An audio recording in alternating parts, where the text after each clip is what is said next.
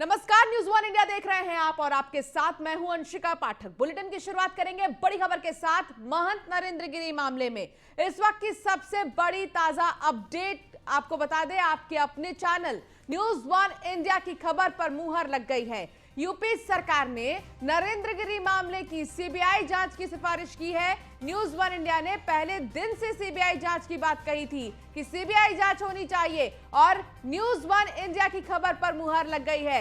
मुख्यमंत्री योगी आदित्यनाथ ने सिफारिश की है। आपको बता दें कि चौतरफा ये मांग हो रही थी इससे पहले भी कि सीबीआई जांच होनी चाहिए, लेकिन न्यूज वन इंडिया लगातार बना हुआ था इस पर कि सीबीआई जांच के बाद ही जो तस्वीरें हैं और भी ज्यादा साफ होंगी। और आपके अपने चैनल न्यूज वन इंडिया की खबर पर अब मुहर लग गई है। प्रयागराज से आलोक मालवीय हमारे संवाददाता हमारे साथ जुड़ गए हैं। आलोक मालवीय, लगातार न्यूज वन इंडिया ये कह रहा था कि सीबीआई जांच होनी चाहिए और आप इन और दर्शक जो हमें देख रहे हैं लगातार वो भी ये समझ गए होंगे कि हमारी खबर पर अब मुहर लग गई है। जी बिल्कुल अंशिका, देखिए पहले दिन से ही जब से महंत की मौत हुई है तब से कहा जा रहा है न्यूज वन इंडिया के माध्यम से कि इस पूरे मामले की सीबीआई जांच होनी चाहिए और सीबीआई जांच की संस्तुति भी अब प्रशासन ने कर दी है। अब मुख्यमंत्री के विवेक पर यह बात सामने आएगी कि वो सीबीआई जांच कराते हैं कि नहीं। फिलहाल उन्होंने एसआईटी गठित की है और एसआईटी से पूरी तरह से जांच करने की बात कही है। मुख्यमंत्री के द्वारा एसआईटी गठन के आदेश के बाद शासन ने एसआईटी की पूरी टीम बनाई है और टीम फिलहाल जांच भी कर रही है। इसके साथ ही चौंकाने वाला तथ्य ये सामने आया है कि सबसे पहले महंत नरेंद्र गिरी की मौत के मामले में आनंद गिरी ने बयान दिया है कि मैं भी कह रहा हूं महाराज श्री की हत्या हुई है, मेरे गुरु की हत्या हुई है। तो उनका ये बयान आज सुबह ही सामने आया है कि वह सेल के सामने पूछताछ में ये बात कहते हुए पाए गए हैं। तो कुल मिलाकर अब जांच अगर होती है तभी दूध का दूध और पानी का पानी हो पाएगा। हालांकि उन्होंने कई आरोप भी लगाए हैं कि प्रशासनिक अमला पूरी तरह से जांच नहीं कर पा रहा है और कुछ चुनिंदा लोगों के इशारे पर घूम रहा है। लेकिन जो ये पूरा मामला है, ये पूरा मामला जमीन से जुड़ा बताया जा रहा है। जमीन अगर महाराज श्री किसी को दे देते या किसी के नाम ट्रांसफर कर देते तो उनकी हत्या ना होती। करोड़ों की जमीन के बाद ही महाराज श्री की हत्या हुई है और हत्या होने के साथ ही अब उसकी सीबीआई जांच की सिफारिश की गई है। तो कुल मिलाकर ये न्यूज वन इंडिया की खबर पर मुहर लगी है और मुहर लगने के साथ ही अब सीबीआई जांच होगी तो दूध का दूध और पानी का पानी निकलकर सामने आएगा। जी अंशिका, कि सीबीआई जांच होगी तो दूध का दूध और पानी का पानी हो जाएगा। अश्विनी द्विवेदी हमारे साथ जुड़ गए, हमारे संवाददाता लखनऊ से। अश्विनी, इस पूरे मामले पर लगातार न्यूज वन इंडिया हम ये कह रहे थे कि सीबीआई जांच होनी चाहिए और सारी तस्वीरें साफ होनी चाहिए क्योंकि अभी तक सब कुछ ब्लर है। और अब क्योंकि सीबीआई जांच के लिए मुख्यमंत्री की तरफ से भी सिफारिश की गई है तो ऐसे में दूध का दूध पानी का पानी होना तय है। बिल्कुल, अगर बात करें पूरे वाकये की पिछले 4 दिनों में जो कुछ भी हुआ उसको लेकर के तमाम सवाल भी उठ रहे हैं। लगातार तमाम जो साधु संत हैं वो भी सवाल उठा रहे हैं क्योंकि सस्पेंस बना हुआ है, सस्पेंस खत्म नहीं होता। ऐसा सस्पेंस क्रिएट हुआ है कि अभी तक कुछ उसमें कोई भी परत नहीं खुल पा रही है। तमाम सवाल हैं। उत्तर प्रदेश सरकार ने हालांकि सीबीआई जांच के लिए संतुष्टि कर दी है और केंद्र सरकार को भेज दी गई है। अब केंद्र सरकार तय करेगी कि सीबीआई जांच होगी कि नहीं, क्योंकि जिस तरह से इतना बड़ा वाकया हो गया है, जो नरेंद्र गिरी थे एक बड़ी हस्ती उत्तर प्रदेश के अंदर थे, उस तो सरकार भी नहीं चाहती है, उत्तर प्रदेश सरकार नहीं चाहती किसी भी तरह की कोई कोताही किया जिससे उनके भक्त हैं जो एक बड़ी संख्या में है, वो छोटे से लेकर बड़े स्तर के लोग हैं, कि उनको कोई तकलीफ हो कि महाराज जी की मौत हुई उसकी सही से जांच नहीं हुई। हालांकि उत्तर प्रदेश सरकार ने पहले एसआईटी गठित की, एसआईटी अपनी जांच भी कर रही है। तमाम बिंदु हैं जिन पर उत्तर प्रदेश जो एसआईटी गठित की वो करेगी। अगर सीबीआई जांच है तो उसके सामने भी वही तथ्य आएंगे, जिसमें सबसे बड़ा तथ्य है कि जो नरेंद्र गिरी थे उनको गठिया रोग था, गठिया से परेशान थे, तो आखिर वो इतनी ऊंचाई पर चढ़े कैसे। दूसरा, सीसीटीवी जो कमरे के बाहर का वो कैसे खराब हुआ। तीसरा, उस जगह पर फांसी क्यों लगाई जहां पर नरेंद्र गिरी जब कोई आता था मिलने के लिए तब जाते थे। चौथा, जो प्राथमिक सूचना पुलिस को दी गई उसमें और एफआईआर में अंतर क्यों। ऐसे तमाम लिस्ट है जो एक चीज और इसमें मैं भी ऐड ऑन करना चाहूंगी अश्विनी, कि जब उन्हें सिक्योरिटी दी गई थी, जब वो सोते भी थे तो सिक्योरिटी के लिए एक बाहर खड़े रहते थे, लेकिन सिक्योरिटी कहाँ गई थी उस वक्त। सारी चीजें खुलकर अब सामने आ रही हैं और अब क्योंकि न्यूज वन इंडिया की खबर पर मुहर लग गई है तो ऐसे में जब सीबीआई जांच होगी तो मैं ये कह सकती हूँ कि तस्वीरें और भी ज्यादा क्लियर हो जाएंगी। बिल्कुल जिस तरह से नरेंद्र गिरी का जो लेटर आया है, जो सुसाइड नोट लिखा है, उस पर भी सवाल उठ रहे हैं कि आखिर नरेंद्र गिरी महाराज जो लिखना नहीं जानते थे, लिखना जानते थे तो बहुत मतलब परेशानी में रहते थे। वो जब कुछ करना होता तो साइन दस्तखत करना होता था तो शिष्यों से लिखवा कर उसके बाद करते थे। वो इतना लंबा लेटर कैसे लिख सकते, और जिस समय लिखा तो लंबा समय लगा होता, उस दौरान उनके पास कोई गया क्यों नहीं, कैसे नहीं गया। इसके अलावा जो सुसाइड नोट है वो वसीयत के रूप में लिखा हुआ है। एक तरफ तो आनंद गिरी पर आरोप लगाया है कि उनकी वजह से मैं आत्महत्या कर रहा हूं, दूसरी ओर जो वसीयत है, जो तमाम प्रॉपर्टी, उसमें उनका जिक्र भी हुआ है। इसके अलावा जो उन्होंने लिखा है कि मुझे बताया गया है, हरिद्वार से किसी का फोन आया था कि मेरा कोई वीडियो वायरल हो सकता है जो आनंद गिरी कर सकते हैं, ऐसे में वो व्यक्ति कौन था, उसका जिक्र क्यों नहीं हुआ। एक तमाम लंबी लिस्ट है जिस पर विचार करना होगा, चाहे एसआईटी जांच करे या सीबीआई जांच करे। और सहयोगी तीसरे आरोपी को भी गिरफ्तार कर लिया गया है, संदीप नाम है उसका, उसको लेकर क्या कुछ जानकारी मिल रही है? देखिए, संदीप को कल पुलिस ने हिरासत में लिया है। हिरासत में लेने के बाद उससे पूछताछ चल रही है। संदीप आद्यागिरी का लड़का है और जो महंत थे उनके साथ ही रहता था। वहां पर उसने रुद्राक्ष की और मंदिर की मूर्तियों की दुकान खोल रखी थी, जो कि हाई प्रोफाइल दुकान थी, और जो भी वीआईपी लोग आते थे तो महाराज श्री उसी की दुकान से सामान लेकर सभी को दिया करते थे, उस पर अभिमंत्रित किया करते थे। तो कुल मिलाकर वो भी शक के दायरे में था, उसकी गिरफ्तारी तय थी और उसको भी एसआईटी की टीम ने उठाया और उससे भी अभी पूछताछ चल रही है।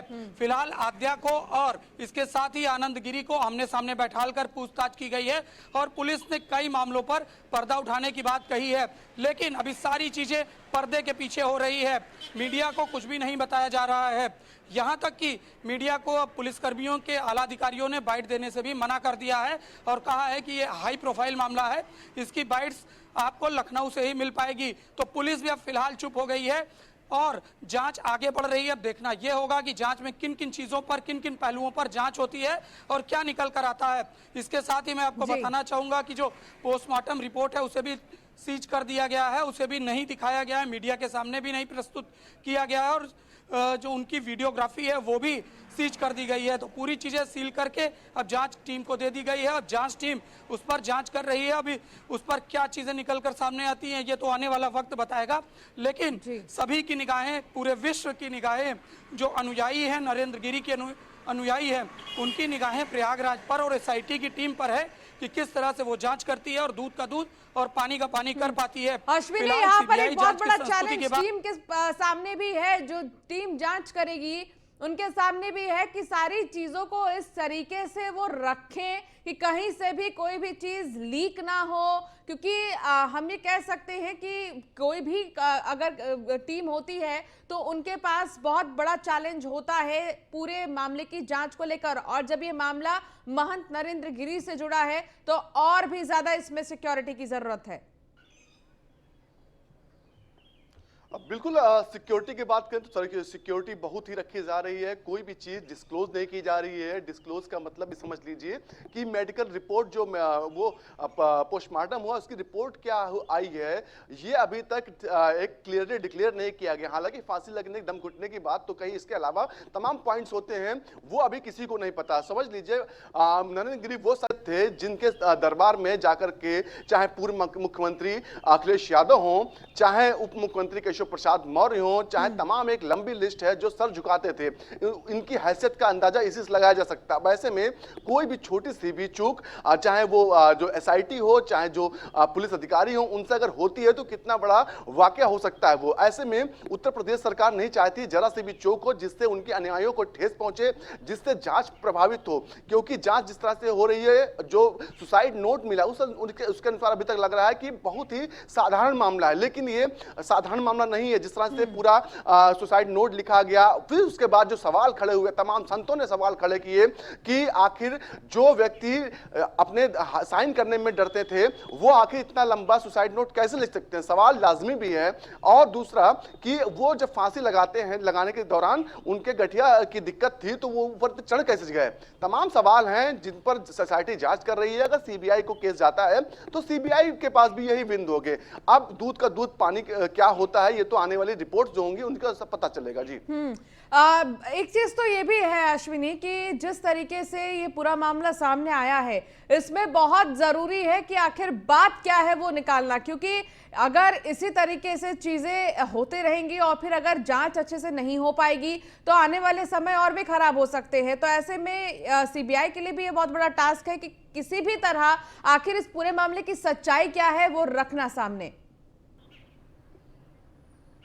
बिल्कुल, अगर जिस तरह से सुसाइड नोट में जिक्र है कि कोई वीडियो वायरल होने वाला था, आरोप लगाया गया, लग सकता है मुझ पर, नरेंद्र गिरी ने लिखा है। निश्चित तौर पर इससे पहले भी आरोप लगे हैं कई तमाम। पूर्व विधायक ने प्रॉपर्टी को लेकर आरोप लगाया था, इनके शिष्य आनंद गिरी ने आरोप लगाया था कि 2 शिष्यों की हत्या कराई है। निश्चित तौर पर ऐसे आरोप अगर पहले भी लग चुके हैं तब ऐसा कोई कदम नहीं उठाया नरेंद्र गिरी ने, क्योंकि उनका अस्तित्व जो था वो उससे भी धूमिल होता। लेकिन इसके बाद अगर ऐसा कदम उठा रहे हैं तो वाकई में ये बहुत ही गहन जांच का विषय है। और दूसरी ओर आखिर वो व्यक्ति कौन था जिसने फोन करके हरिद्वार से फोन किया और महाराज जी को बताया कि उनका कोई वीडियो वायरल होने वाला है।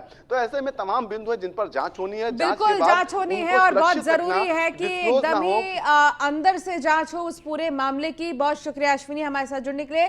आलोक मालवीय आपका भी बहुत शुक्रिया हमारे साथ जुड़ने के लिए, तमाम जानकारी साझा करने के लिए। तो आपको बता दें कि लगातार इस पूरे मामले की अब जांच होगी। न्यूज़ 1 इंडिया की खबर पर मुहर लग गई है।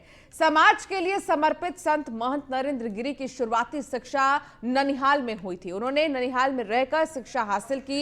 इस दौरान महंत नरेंद्र गिरी ने गरीब बच्चियों को मुख्य धारा से जोड़ने के लिए कई कार्य किए हैं। महंत नरेंद्र गिरी ने गांव के 50 लड़कियों को मुफ्त में शिक्षा दी है। महंत नरेंद्र गिरी की मौत के बाद गांव का हर कोई व्यक्ति दुख जता रहा है। इस मौके पर न्यूज़ 1 इंडिया ने महंत के गांव का हाल जाना। कैसा लगा आपसे, हम क्या बताएं, हम लोग तो एकदम से शांत रह गए थे। झटका सा लगा, हम लोग को ये विश्वास ही नहीं हुआ कि महंत जी हम लोगों के बीच नहीं रहे। और मतलब ऐसा कुछ लगा ही नहीं कभी, यहाँ आते रहे फंक्शन में और इतने बोल्ड आदमी थे, मैं आपसे क्या बताऊं। मुझको विश्वास नहीं हुआ कि वो सुसाइड कर सकते हैं। मैं अपनी बात बताऊं तो मुझको बिल्कुल विश्वास नहीं हुआ कि वो सुसाइड कर लेंगे। इसी कॉलेज से उन्होंने शिक्षा लिया जी। और क्या उनका लगा, आपको क्या लगता था कि उनकी इस शिक्षा से क्या उनको ऐसा लगा? हमको तो यही लगा कि भाई हम तो मतलब एक तरीके से हमसे तो वो सीनियर थे, लेकिन इतना जितनी बार वो आए हमको यही लगा कि शिक्षा के प्रति उनका गहरा लगाव था, खास करके गरीबों की शिक्षा। हाँ, इनके बारे में चर्चा थी कि स्कूल रेगुलर आया करते थे, अपने नाना जी की सेवा करते थे,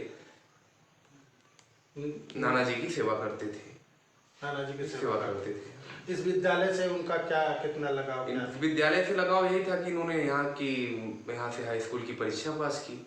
उसके बाद जब ये मठाधीश बने तो मतलब कि चूंकि जो यहाँ के संस्थापक थे नाना जी का, उनका एक दृष्टि था कि हमने इस विद्यालय की स्थापना इस उद्देश्य की गई थी कि जो गरीब हैं, जो गांव में शिक्षित हैं, उनको शिक्षा दी जाए।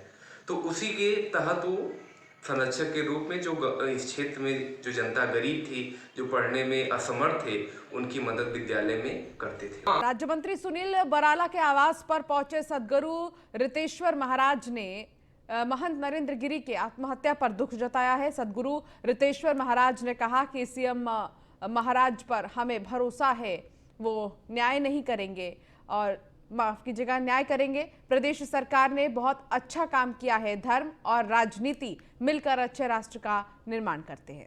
सदगुरु रितेश्वर जी हमारे साथ बातचीत करने के लिए मौजूद हैं। महाराज जी, जिस तरीके से प्रयागराज में घटना हुई उसको लेकर आप क्या कुछ कहना चाहें? प्रयागराज की घटना अभी जांच के दायरे में है और जांच केंद्र सरकार, राज्य सरकार, जांच एजेंसियां मिलकर रही हैं। ईमानदार सरकार है, स्वयं मुख्यमंत्री यहाँ के महंत हैं, तो जांच बहुत अच्छी ही होगी। इसके सामाजिक और आध्यात्मिक पहलू के विषय में मैं ज़्यादा बोलना चाहता हूँ। अगर ये हत्या हुआ तो आगे ये हत्याएं रुकें, मठ मंदिरों के कारण निश्चित इसके पीछे कोई ना कोई वैर होगा, पैसे की बात होगी, कुछ और चीज़ें होंगी।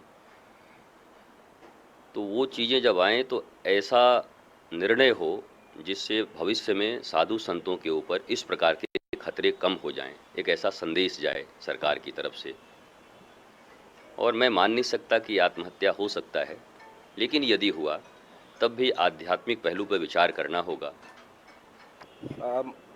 महाराज जी, जिस तरीके से ये घटना हुई, जो उनके महाराज जी के करीबी थे, उनका कहना है कि वो ठीक ढंग से हस्ताक्षर भी करना नहीं जानते थे। ऐसे में 13 पन्ने का जो सुसाइड नोट बरामद हुआ है वो तमाम सवाल खड़े कर रहा है। ये सब जांच के विषय हैं और मुझे लगता है जितनी भी जांच एजेंसियां होंगी इससे भी बहुत सूक्ष्म चीज़ों पर विचार कर करके जांच करेंगी और हमें जांच आने तक इंतज़ार करना चाहिए। मैं बस यही कहूँगा कि भारत की जनता धैर्य बनाए रखे, सनातन परंपरा के लोग धैर्य बनाए रखें और इसका जो भी जांच सामने निकल के आएगा परिणाम अच्छा होगा, सनातन धर्म मजबूत होके आएगा। राजधानी में है और सनातन सभ्यता को आगे बढ़ाने का काम कर रहे हैं। क्या राजधानी में आपके कोई कार्यक्रम रहेंगे, क्योंकि आज मंत्री जी के आप आवास पर हैं, और आगे सनातन धर्म को बढ़ाने के लिए क्या कुछ कार्यक्रम राजधानी में आसपास होने वाले हैं? यहाँ पर प्रवचन करने के लिए आता हूँ, ज्ञान की बातें कहने के लिए आता हूँ। आप पत्रकार हैं, सूचनाएं देते हैं, कोई टीचर है, तो हमारे ये अलग अलग काम हैं, लेकिन भारत के हम सब नागरिक हैं और सबसे बड़ी बात, हम सब उन्हीं नारायण के संतान हैं, तो सहोदर भाई हैं, इतना रिश्ता तो हमारा है। बातचीत कर रहे थे सदगुरु जी, इनका साफ तौर पे कहना है कि धर्म और राजनीति को अगर एक साथ मिलाकर बेहतर तरीके से काम किया जाए तो प्रदेश और राष्ट्र का बेहतर निर्माण किया जा सकता है। वीडियो जर्नलिस्ट सैफ के साथ नीलेश चौहान, न्यूज़ 1 इंडिया, लखनऊ। सदगुरु तो महंत नरेंद्र गिरी की मौत के बाद उनका चेला आनंद गिरी पूरी तरह घिरता नजर आ रहा है। महंत नरेंद्र गिरी ने अपने सुसाइड नोट में आनंद गिरी पर कई गंभीर आरोप लगाए हैं, जिसके बाद पुलिस ने उसे गिरफ्तार कर लिया है। आज आनंद गिरी को अदालत में पेश किया जाएगा।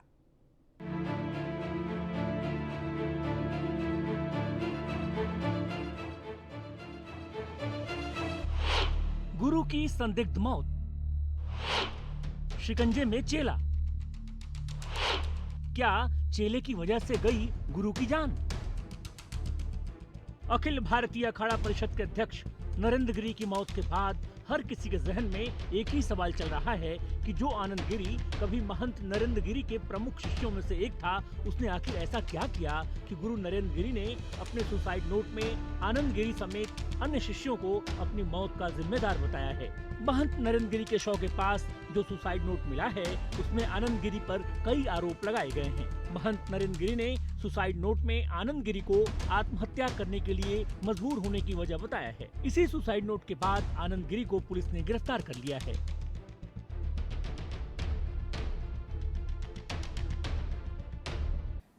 कल की प्रारंभिक सूचना के बाद से मध्य रात्रि में महंत जी के शिष्य के द्वारा जॉर्ज टाउन थाने में एक अभियोग आनंद गिरी के विरुद्ध धारा 306 में दर्ज कराई गई है। ये धारा आत्महत्या के लिए प्रेरित करने से संबंधित है और इस पे अग्रिम कार्रवाई अब हो रही है। पंचायतनामा पार्थिव शरीर का कर लिया गया है। महंत नरेंद्र गिरी ने 13 पन्ने का सुसाइड नोट लिखा है, जिसमें उन्होंने आनंद गिरी पर गंभीर आरोप लगाए हैं। उन्होंने सुसाइड नोट में लिखा है कि आनंद गिरी एक लड़की के साथ उनका नाम जोड़कर उन्हें बदनाम करने की साजिश रच रहा है। आपको महंत नरेंद्र गिरी का वो पूरा सुसाइड नोट दिखाते हैं, जिसमें उन्होंने आनंद गिरी के साथ 2 अन्य शिष्यों पर गंभीर आरोप लगाए हैं। मैं महंत नरेंद्र गिरी वैसे तो 13 सितंबर 2021 को आत्महत्या करने जा रहा था, लेकिन हिम्मत नहीं कर पाया। आज जब हरिद्वार से सूचना मिली कि 1-2 दिन में आनंद गिरी कंप्यूटर के माध्यम से मोबाइल से किसी लड़की या महिला के गलत काम करते हुए मेरी फोटो लगाकर फोटो वायरल कर देगा, तो मैंने सोचा कहां कहां सफाई दूंगा, एक बार तो बदनाम हो जाऊंगा। सच्चाई तो लोगों को बाद में पता चल जाएगी, लेकिन मेरा नाम बदनाम हो जाएगा। मैं पहले ही आत्महत्या करने जा रहा था, लेकिन हिम्मत नहीं कर पा रहा था। आज मैं हिम्मत हार गया और आत्महत्या कर रहा हूँ। प्रयागराज के सभी पुलिस अधिकारी और प्रशासनिक अधिकारियों से अनुरोध करता हूँ कि मेरी आत्महत्या के जिम्मेदार उपरोक्त लोगों पर कार्रवाई की जाए, जिससे मेरी आत्मा को शांति मिले।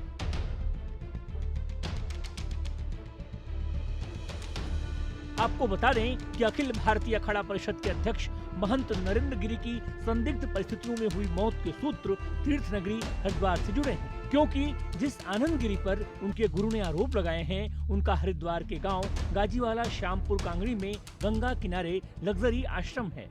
महंत नरेंद्र गिरी की मौत के बाद सोमवार की आधी रात को यूपी और उत्तराखंड की पुलिस ने इस आश्रम को घेर लिया था और लंबी पूछताछ के बाद यूपी पुलिस इसी आश्रम से आनंद गिरी को गिरफ्तार करके प्रयागराज ले गई थी। फिलहाल आनंद गिरी पुलिस के कब्जे में है। Bureau report, news 1 India. तो वहीं आज गोरखपुर जाएंगे सीएम योगी आदित्यनाथ। महंत दिग्विजय नाथ महाराज की प्रतिमा का अनावरण करेंगे। केंद्रीय मंत्री धर्मेंद्र प्रधान भी सीएम के साथ मौजूद रहेंगे। दोपहर 1:30 बजे महंत दिग्विजय नाथ पार्क में कार्यक्रम। तो दौरा है आज गोरखपुर का। मुख्यमंत्री योगी आदित्यनाथ आज गोरखपुर आएंगे। केंद्रीय मंत्री धर्मेंद्र प्रधान भी सीएम के साथ मौजूद रहेंगे।